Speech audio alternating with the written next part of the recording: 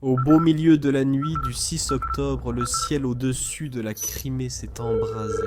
Cela a fait paniquer les Russes à deux reprises. D'abord à cause de ce qui s'était passé, puis lorsqu'ils ont compris où ils avaient été frappés. Ils ont réalisé que les drones ukrainiens avaient percé les défenses aériennes russes grâce à une stratégie de génie. Ce n'était pas un gros problème jusqu'à ce qu'ils découvrent tous ces drones qui avaient assez frappé et pourquoi. Cette frappe allait les hanter pendant très longtemps. Cette nuit-là, l'Ukraine n'a pas seulement touché des cibles, mais le cœur même de la machine de guerre russe. Certaines personnes détesteraient être exposées et tenteraient sûrement de le supprimer de l'algorithme. Vous pouvez simplement riposter en cliquant sur j'aime. Merci. Le 6 octobre, des drones ukrainiens ont percé les défenses russes et ont frappé le terminal pétrolier de Féodosia. C'était une attaque coordonnée conçue pour submerger les énormes défenses aériennes de la Russie. Pour y faire face, ils avaient une stratégie de génie. Les planificateurs militaires ukrainiens ont sans doute compris que cibler une unique grande installation pétrolière, comme Féodosia, provoquerait une réaction immédiate de la défense aérienne S-400, pouvant neutraliser l'attaque avant l'impact. Alors, au lieu de cela, ils ont divisé l'assaut, lançant des frappes simultanées sur plusieurs points, à l'intérieur du territoire contrôlé par la Russie.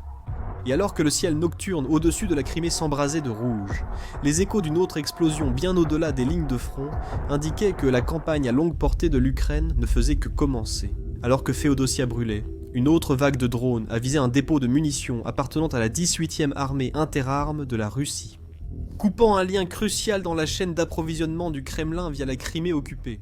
En frappant à la fois une raffinerie de pétrole et une installation militaire d'armement en même temps, l'Ukraine a forcé la Russie à faire face à un dilemme mortel.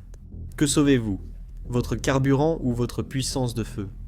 À des centaines de kilomètres déjà en Russie, dans l'oblast de Nijni Novgorod, des drones ukrainiens ont frappé l'usine Sverdlov, une des plus grandes et secrètes installations d'armement du pays. Située dans la ville de Dzerzhinsk, à près de 800 km, soit 497 miles de la frontière ukrainienne.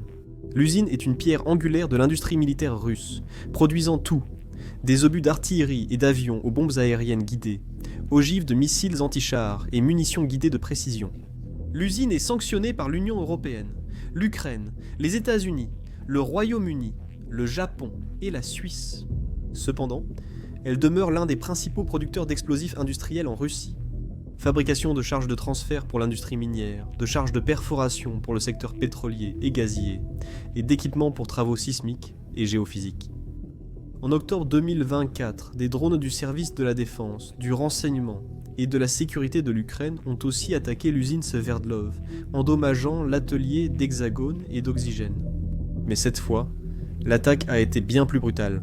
Des drones ukrainiens ont visé des sections clés de l'usine Sverdlov, causant de fortes explosions. Cela a endommagé les installations de production et perturbé la capacité de la Russie à fabriquer massivement des munitions de précision.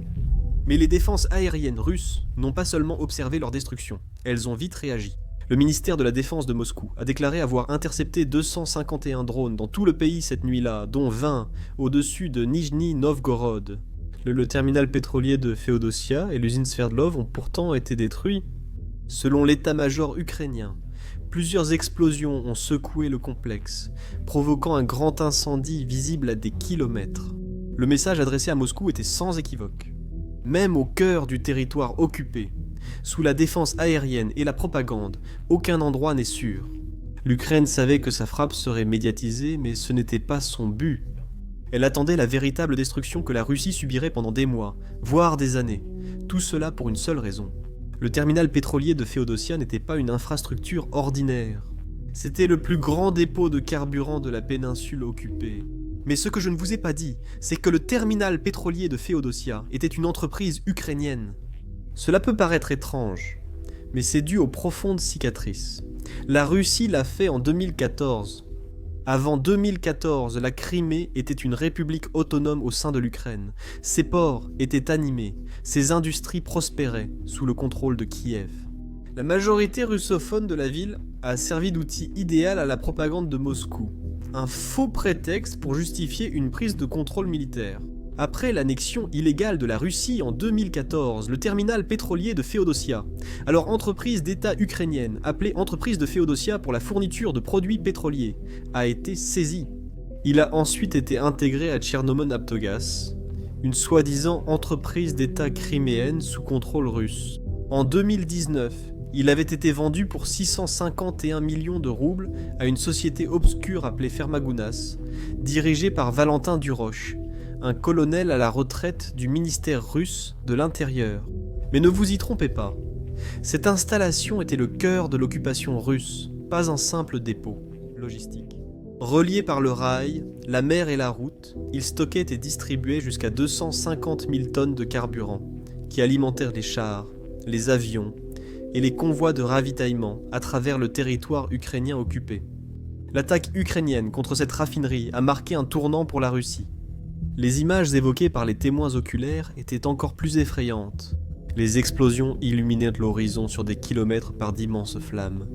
Les rapports de Crime and Wind décrivaient un enfer sur la côte, alors que des explosions secondaires retentissaient près des aérodromes de Sarki et Karcha. L'état-major général ukrainien a confirmé la frappe, décrivant Féodosia comme un centre névralgique, un point de transit pour le pétrole et les produits pétroliers. Les munitions ukrainiennes avaient déjà surpris ce centre névralgique. Début octobre 2024, l'Ukraine a attaqué le terminal pétrolier de Féodosia. La frappe a déclenché un incendie massif, entraînant la déclaration d'une urgence technogène municipale. Les réservoirs du dépôt ont été gravement endommagés lors de l'attaque. Cette fois encore, l'attaque de l'Ukraine a semé le chaos dans le commandement russe. Les défenses aériennes se sont mobilisées en urgence, les ressources épuisées, la confusion s'est propagée dans les territoires occupés. Malgré la défense aérienne puissante de la Russie, l'Ukraine a réussi à la tromper. La Russie sait qu'une nouvelle frappe peut survenir à tout moment, avec une telle méthode impitoyable. Pourtant, elle ne peut qu'observer la destruction, totalement impuissante. Le 3 octobre 2025, seulement 3 jours avant la frappe de Féodosia, des drones ukrainiens ont parcouru 1500 km, soit 232 miles en profondeur dans le territoire russe, touchant la raffinerie Ovnestyorsk-Synthèse, l'un des centres énergétiques vitaux de la Russie. Traitant 66 millions de tonnes de brut par an, la raffinerie alimente à la fois l'armée russe et son économie intérieure. La destruction était incroyable. Essence, diesel, kérosène, bitume. Tout ce qui permet au pays de fonctionner, de combattre et d'approvisionner ses lignes de front provient de ce seul site. Des vidéos publiées en ligne montraient au moins un drone s'écraser à l'intérieur de la raffinerie, envoyant une colonne de fumée noire s'élever dans le ciel. La Russie avait un autre point de vue et ses responsables ont minimisé l'attaque. Le gouverneur d'Orenbourg, Yevgeny Solantsev, a déclaré qu'il n'y avait ni victime, ni perturbation des opérations. Le message était clair. L'Ukraine peut frapper le cœur de l'empire énergétique russe. Cette destruction me rappelle une citation. Seuls ceux qui ont à perdre ressentent que la peur, mais ceux qui luttent pour la fierté de leur pays ne cèderont jamais. Et c'est exactement ce que le monde voit maintenant. La Russie a infligé tant de dégâts que l'Ukraine s'est retrouvée en situation critique. Ils ont riposté avec toutes les tactiques efficaces, dont l'utilisation experte de drones. Ils l'ont tellement maîtrisé que probablement le monde entier étudie chacun de leurs mouvements avec des drones. Mais la Russie est restée largement impassible. Après tout, les drones ont une portée limitée, contrairement aux avions de chasse. La Russie pensait que l'Ukraine ne pouvait pas frapper loin, jusqu'à ce que l'Ukraine lui prouve le contraire. Quelle stratégie brillante! L'Ukraine n'a pas à risquer des vies, n'a pas à dépenser des milliards en équipement. Et pourtant elle détruit la Russie jusqu'à son cœur. Le jour où l'Ukraine a frappé la raffinerie de pétrole Ovnestyorsk-Synthèse, ses forces ont également frappé le complexe chimique de Berezniki, à une distance stupéfiante de 1700 km de la frontière ukrainienne, soit près de 1000 miles à l'intérieur du territoire russe. Les deux explosions jumelles étaient si puissantes que les opérations à l'usine chimique Azot de Perm à Berezniki ont dû être interrompues ce soir-là. Azot est le seul producteur russe d'ammonium, de nitrate liquide, d'ammoniac, d'urée, d'acide nitrique et de sel de nitrate, des matériaux essentiels tant pour l'agriculture que pour la fabrication d'explosifs. Les deux sites, éloignés du front ukrainien, illustrent l'entrée de la guerre dans une nouvelle phase. L'Ukraine cible désormais les axes clés de l'industrie russe. Rien de tout cela n'aurait été possible sans l'arme spéciale de l'Ukraine. Frapper les principales raffineries russes n'a pas été facile. Elle n'a pas pu utiliser de bombardiers ou de raids aériens massifs, mais ils ont quand même réussi. C'était l'œuvre des drones AN-196 Lyuti, des machines à longue portée capables de parcourir jusqu'à 1500 km, soit 930 miles. Chaque frappe pénètrent plus profondément en territoire russe, contournant les défenses aériennes et visant l'infrastructure dont la Russie dépend pour fonctionner en tant que nation. Le succès a été si énorme qu'il est devenu la nouvelle norme. Rien qu'en septembre, 19 grandes installations énergétiques et industrielles russes ont été frappées. Razizon, Saratov, Kiroy, Nova, Astron, des raffineries, des usines de gaz, des dépôts, des stations de pompage, toutes touchées les unes après les autres.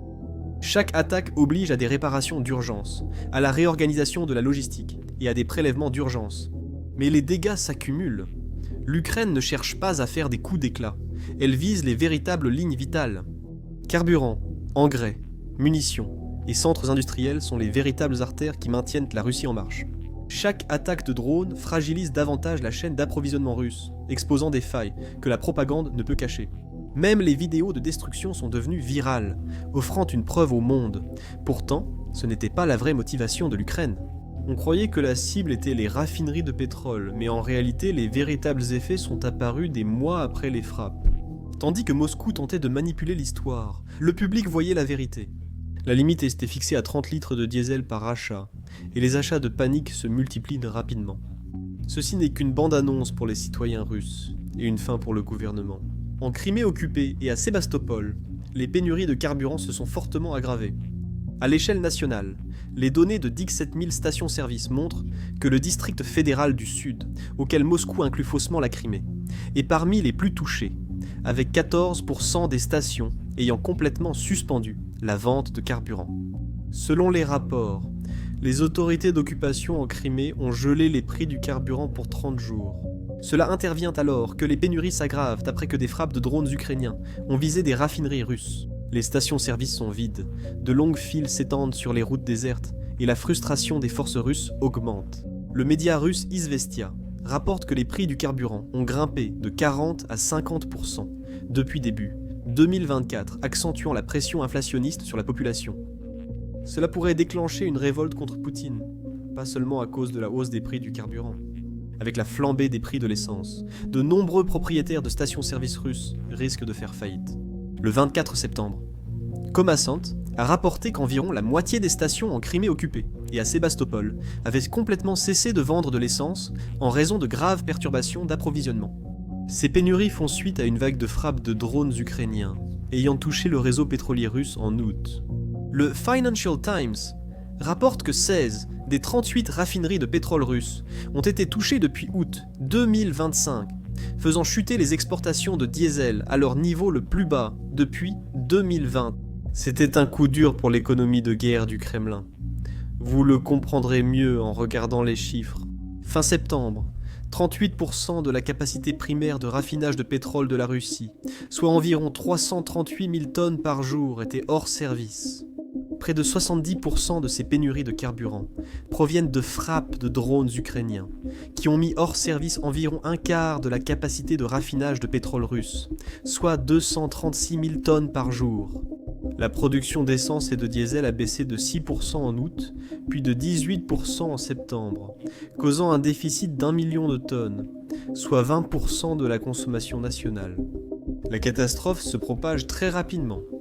Les pénuries de carburant ont frappé plus de 20 régions, surtout l'extrême-orient et la Crimée, de Sakhaline à Nijni Novgorod. En réponse, Moscou a interdit les exportations d'essence et s'efforce d'importer du carburant pour stabiliser le marché intérieur. Et maintenant, l'histoire nous plonge plus loin au cœur industriel de la Russie. Le syndicat russe des carburants a averti que la rentabilité des stations-service est devenue négative, les prix de gros dans certaines régions égalant ou même dépassant les prix de détail. Des retards de livraison jusqu'à 2 mois épuisant le capital et forcent la fermeture des exploitants indépendants, responsables de 60% des stations-service en Russie. Et pourquoi avez-vous besoin de preuves lorsque les plus grands intellectuels russes le disent ? L'économiste russe Vladislav Inozemtsev affirme que l'Ukraine a visé juste en ciblant les raffineries, créant ainsi la crise du carburant la plus complexe que la Russie ait connue depuis des années. Il affirme que plus de 300 détaillants de carburant indépendants ont déjà dû fermer depuis mai. Mais je sais ce que vous pensez. La Russie s'est contentée de regarder, elle n'a pas riposté. La Russie était furieuse de voir ses raffineries détruites les unes après les autres par des drones ukrainiens. Peu après les frappes en profondeur de l'Ukraine sur le territoire russe, le Kremlin a riposté avec rage. Des missiles et des drones se sont abattus sur toute l'Ukraine lors de l'une des plus grandes attaques nocturnes de l'année. Au moins 5 civils ont été tués, parmi eux une famille entière, dans la région occidentale de Lviv, leur maison réduite en ruines. Pendant des heures, le ciel nocturne a brûlé, 140 drones et 23 missiles ayant été lancés dans une vague de destruction. Des explosions ont retenti au-dessus de Lviv, Kourtsov, Vinnytsia, Tchernihiv et Odessa. Ce n'était que le début. Des installations énergétiques ont été touchées, des gazoducs endommagés, et plus de 73 000 foyers plongés dans l'obscurité. Avec le recul, la Russie a montré pourquoi elle est considérée comme l'un des pays les plus puissants du monde. Mais la profondeur de la situation a révélé la véritable réalité qui se cache derrière. La Russie paraissait puissante, mais affichait aussi une force désespérée alors que l'hiver arrive et que la diplomatie échoue. Mais ces frappes révèlent aussi autre chose, la peur de Moscou. Car pour chaque missile qu'elle tire, les drones ukrainiens frappent de plus profondément, coupant le carburant qui permettait à ces mêmes missiles de voler. Les lumières se sont aussi éteintes en Russie. Le 5 octobre, des frappes ukrainiennes ont frappé Belgorod, endommageant des installations énergétiques et plongeant des quartiers dans le noir. Environ 40 000 habitants ont été privés d'électricité après des explosions ayant gravement endommagé lignes et transformateurs dans 7 municipalités. Le gouverneur Vyacheslav Gladkov a parlé de dégâts importants. Les hôpitaux utilisent l'alimentation de secours, les écoles ont fermé, et la ville est plongée dans un silence inquiétant. Un jour après, plus de 20 localités étaient encore sans électricité. Un appel intercepté, diffusé par le renseignement militaire ukrainien, a révélé le chaos. Tchechbekino était entièrement privé d'électricité, alors que la Russie se remettait des attaques infligées par l'Ukraine. Celle dont tout le monde parle en ce moment. L'Ukraine a attaqué stratégiquement le terminal pétrolier de Féodossia et l'installation d'artillerie de l'oblast de Nijni Novgorod le 6 octobre. Et maintenant, la situation devient encore plus sombre pour la Russie, car le carburant n'est pas seulement nécessaire à l'économie, mais il constitue aussi la colonne vertébrale de l'armée russe. Les chars, autrefois essentiels aux assauts, ne comptent plus que pour 4% des offensives, uniquement par manque de carburant. Plus de 90% des attaques sont menées à l'aide de véhicules non blindés, de pick-up, de fourgonnettes, de quads, de motos, voire de voiturettes de golf. La deuxième plus grande armée mondiale, immobilisée par le manque de carburant, a dû improviser de façon catastrophique. D'un autre côté, les drones ukrainiens, précis et implacables, sont en train de remodeler la géométrie même de la guerre. Des zones de destruction sont créées, les ravitaillements coupés, et chaque avancée russe subit de lourdes pertes. Quelles options restent pour Moscou ? Très peu. Et la question n'est pas de savoir si la Russie peut gagner, mais si elle peut simplement survivre. Malgré des années de sanctions, la Russie a investi des milliards dans sa machine de guerre. Elle croyait encore avoir une chance jusqu'à l'apparition de ces chiffres. Après 3 ans et demi de conflit, le coup rattrape la Russie. Elle s'essouffle, et le déficit budgétaire se creuse à un rythme alarmant. Dans un revirement radical par rapport à ses promesses précédentes, le président Vladimir Poutine a autorisé le gouvernement à augmenter la taxe sur la valeur ajoutée de 20 à 22%.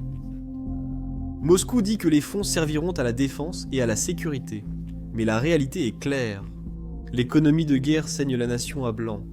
Chaque frappe sur les dépôts de carburant, raffineries et usines chimiques en Ukraine est une victoire militaire et un coup dur pour la finance russe. Un outil illégal utilisé secrètement par la Russie pour financer sa guerre, presque personne ne le savait. On les appelle les navires de l'ombre. Ce sont souvent de vieux pétroliers dont l'identité et la propriété sont dissimulées. Ils naviguent sous des pavillons de complaisance, n'ont pas d'assurance adéquate et utilisent quand même des pratiques trompeuses, comme éteindre leur système d'identification automatique, pour éviter d'être détectés. Les renseignements ukrainiens ont indiqué que la flotte de l'ombre russe comptait près de 1000 navires anciens, totalisant plus de 100 millions de tonnes de porc en lourd. Des enquêtes utilisant des images satellites de SkyTruth et des données de Kepler ont montré qu'au moins 5 pétroliers de l'ombre russe ont déversé du pétrole près des côtes européennes. De graves marées noires causées par ces navires pourraient coûter jusqu'à 14 milliards d'euros à la charge des contribuables européens si les propriétaires restent inconnus. Le rapport de sources matérielles et politico a montré que l'Europe ne contrôle pas complètement cette flotte, notant que 2 navires ont déjà été sanctionnés par le Royaume-Uni. Un porte-parole du ministère britannique des Affaires étrangères a qualifié la flotte fantôme de tentative désespérée de Vladimir Poutine de préserver ses profits pétroliers en polluant la mer, avertissant que ces navires ignorent les normes de sécurité et augmentent le risque de marée noire. L'Europe et l'Ukraine en avaient assez jusqu'à ce que l'Ukraine trouve une solution évidente à ce problème. Ils ont dit « Si nous ne pouvons pas les attraper en mer, nous les détruirons à leur source ». L'Ukraine vise les navires fantômes avant leur départ de Russie, alors qu'ils attendent leur chargement de pétrole. L'an dernier, l'Ukraine a ciblé plusieurs navires fantômes, tandis que les sanctions européennes et un contrôle accru ont compliqué le transport du pétrole russe. Ce réseau secret de la Russie est conçu pour maintenir la caisse de guerre de Moscou pleine, et l'Ukraine en a fait une cible prioritaire. L'Ukraine cible désormais les navires fantômes russes pour freiner les exportations de pétrole et de gaz. Ces navires fantômes sont des bâtiments clandestins, opérant pour échapper aux sanctions, réglementations et à la surveillance, surtout pour transporter des marchandises sanctionnées, telles que le pétrole. La Russie sait combien cela sera difficile, et ce pour une seule raison. Les revenus pétroliers représentent environ un quart du budget fédéral de la Russie, et constituent la source principale du financement de toute cette guerre. Alors cette fois, l'Europe a dit non. La ministre finlandaise de l'énergie, Sari Multila, a demandé à l'Union européenne d'étendre les sanctions à toute la chaîne de valeur du transport du pétrole sanctionné. La Commission européenne a promis de poursuivre ses actions contre les facilitateurs, tels que les raffineries et les registres commerciaux, tout en maintenant la pression diplomatique sur les pays qui continuent de faciliter la flotte. Le 19e paquet de sanctions de l'Union européenne, annoncé le 19 septembre, a visé 118 navires supplémentaires de la flotte fantôme russe. L'économie russe, longtemps soutenue par les exportations de pétrole, la production militaire et les engrais, fait maintenant face à une tempête parfaite. L'Ukraine a systématiquement ciblé ces 3 secteurs, frappant les raffineries de pétrole, les usines d'armement et les installations chimiques qui produisent des engrais et des explosifs. Sous l'effet des sanctions internationales, la Russie peine davantage à écouler ses produits, même sur le marché noir. Alors que les pénuries intérieures et la hausse des prix aggravent la crise, les fissures dans l'économie russe ne sont plus cachées. Les citoyens ordinaires ressentent la pression, les impôts augmentent, les chaînes d'approvisionnement sont sous tension et les produits de première nécessité deviennent plus difficiles à obtenir. La pression alimente un mécontentement croissant, avec des voix de plus en plus nombreuses qui s'élèvent contre le régime autoritaire de Poutine. Même les secteurs non taxés, comme le fitness et la santé, en ressentent l'impact. Les prix des compléments sportifs, de l'équipement et des services juridiques grimpent. Chaque aspect de la vie quotidienne, même les petites entreprises, en paient le prix. Les pénuries de carburant, les raffineries détruites et la logistique paralysée ne concernent plus seulement l'armée, mais touchent aussi l'économie civile. Le gouvernement russe cherche des revenus, mais chaque action aggrave la crise.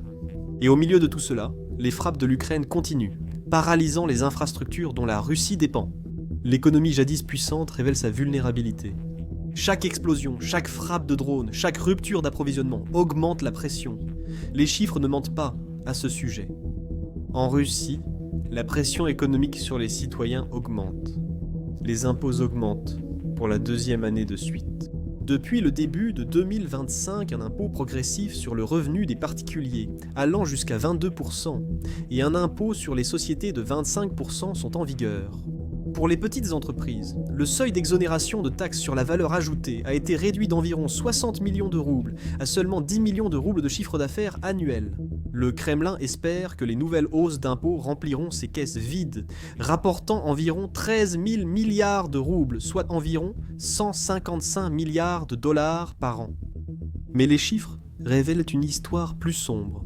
Selon Commerçant, le ministère des Finances de la Russie prévoit discrètement que la croissance du produit intérieur brut du pays tombera à seulement 1% cette année, contre une projection précédente de 2,5%. En 2026, la croissance pourrait chuter à 0,5%, loin de l'objectif initial de 3% du gouvernement. La vie à Moscou paraît superficiellement normale. Les magasins et restaurants sont ouverts, mais moins de personnes peuvent acheter des vêtements ou aller dîner. La hausse de la taxe sur la valeur ajoutée et l'inflation renforcent la pression quotidienne sur les Russes. À la capitale, les habitants peinent à suivre la hausse du coût de la vie. Une pression qui ira croissant à mesure que la guerre dure et que le Kremlin cherche à financer ses ambitions militaires. Malgré la pression interne croissante et une économie fragile, Poutine ne cède pas. Mais la question est claire. Même s'il parvient d'une manière ou d'une autre à obtenir des gains limités sur le champ de bataille, qu'aura-t-il vraiment gagné ? Depuis le 24 février 2022, le jour où le monde a changé, la Russie s'est emparée de plus de 72 000 km² de terres ukrainiennes. Cela représente 12% de l'Ukraine, une superficie presque équivalente à la moitié de celle de l'Iowa. Si l'on ajoute la Crimée et les territoires occupés du Donbass, la Russie contrôle désormais 19% de l'Ukraine. C'est l'équivalent de la superficie de l'Ohio qui est sous le contrôle des forces du Kremlin. Et la guerre ne ralentit pas. Entre le 15 juillet et le 12 août 2025, la Russie a gagné 241 000 km² supplémentaires, soit une augmentation de 7% par rapport au mois précédent. En seulement une semaine, 76 miles² sont tombés sous contrôle russe, soit une augmentation de 145% des gains territoriaux. Pourtant, au milieu de cette vague d'avancée, l'Ukraine conserve toujours sa petite tête de pont à l'intérieur de la Russie, soit 4 miles², répartis entre les régions de Koursk et de Belgorod. Mais voici la vraie question. Il ne s'agit pas de savoir combien de terres la Russie a prises, ni combien l'Ukraine en détient encore. La vraie question est, la Russie peut-elle même nourrir les personnes vivant dans ces zones ? Surtout lorsque ces entreprises sont coupées du connu du monde et qu'une vie normale est impossible. Subvenir aux besoins des civils devient un cauchemar. De Kiev à Kharkiv, du Dnipro au Donbass, les villes tremblent sous le bombardement incessant de la Russie. 9 mois de sommets diplomatiques en Arabie Saoudite, de réunions au bureau ovale, et même une rencontre en face à face entre Donald Trump et Vladimir Poutine à Anchorage n'ont pas réussi à arrêter l'effusion de sang. L'Europe discute d'envoyer des casques bleus pour un cessez-le-feu qui n'arrive pas. Les États-Unis poussent pour des négociations qui n'aboutissent à rien. Tactiquement, les mouvements de troupes russes en 2025 et les déclarations du Kremlin montrent que l'objectif principal de Moscou est de capturer les dernières villes du Donetsk, où l'Ukraine contrôle encore environ 25% de la région. La campagne d'été a permis à la Russie d'obtenir quelques gains tactiques, mais aucune percée suffisamment importante pour changer le cours de la guerre. Les attaques d'août contre Lyman, un centre logistique clé près de Sloviansk, indiquent de possibles attaques de flanc russe contre les villes du Donetsk à la fin de 2025 ou au début de 2026.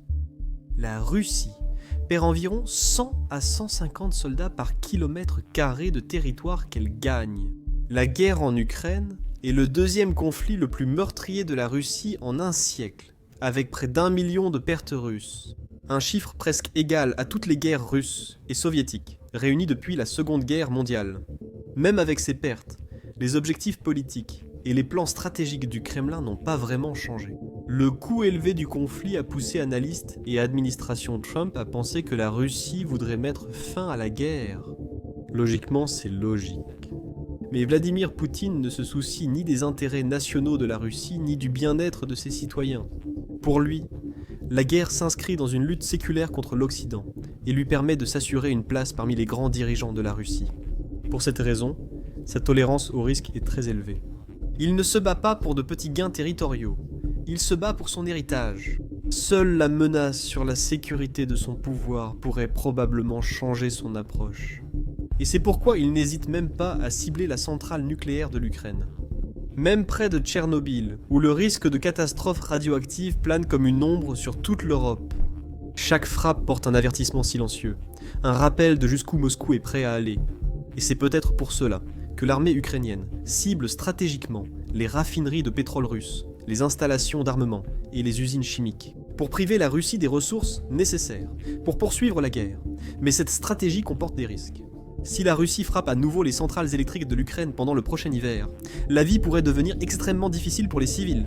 Privés d'électricité et soumis à un froid glacial, survivre devient très difficile, et la guerre risque de s'intensifier et de devenir plus imprévisible pour les deux camps. L'Ukraine bénéficie encore du soutien des États-Unis et de l'Europe, ce qui maintient son économie et sa défense. Mais la véritable question maintenant est, la Russie peut-elle survivre à cette guerre pendant l'hiver ? Sans pétrole, sans électricité et sans alliés permanents sur lesquels compter. C'est quelque chose que seul le temps pourra dire.